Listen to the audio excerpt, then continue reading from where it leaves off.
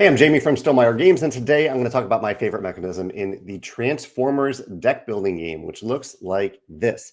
This is a deck building game. You're drawing 5 cards, you're playing as many of those cards as you can, you're discarding them, and then you're drawing 5 more cards. That is standard, but it adds a really neat twist that I don't think I've seen in another deck building game, although I did something slightly similar in my game Expeditions, which isn't a deck building game. But it is a hand management game with a card flow similar to deck building. In Transformers, you start out with this big grid of cards. Depends on your player count.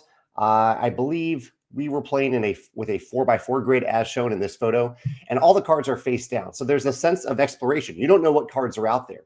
And the primary way that you gain and interact with cards in Transformers is that you must move your token. You can see one right here is the token. You must move your token around using a resource, a move resource. You must move it around to a card to reveal that card and then decide how you want to interact with it. Some cards are bad guys, so you need to fight those bad guys to remove those cards from the game.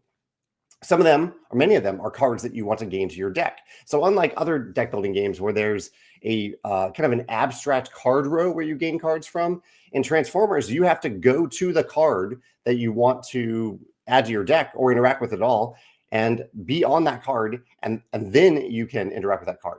Of course, there are exceptions to that. Like there's a way to fight from range, so you can fight from adjacent cards. I think there are also some cards that allow you to acquire cards from a range distance.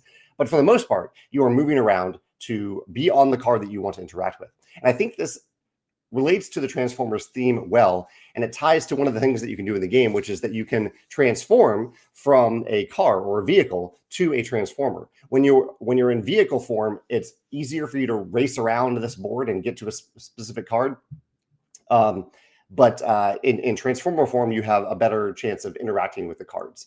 Also, there are certain locations, I believe this is one of the locations, this military base, that they come out onto the table when they're revealed, and they just stay there on the board. They are locations that don't change, so you can't really do anything with those cards, but they permanently impact the game. And sometimes they're bases, I believe, that you, I believe this is a base. I know that we had a base in our game where if you started your turn on that base, you got a certain benefit. So a lot of really cool card interactions related to this spatial grid. Also, the grid is a timer for the game. So whenever there's an empty space in the grid, you have to refill it at the end of your turn from the deck, and you refill the card face down.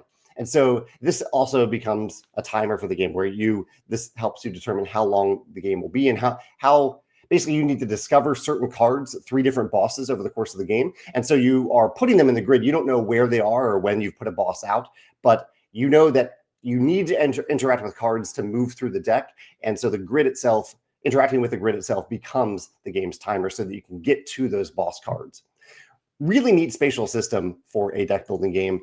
And if you can think of another deck building game that uses a spatial system like this, I'd love to hear about it in the comments. I think maybe one of the expansions for Ascension does it.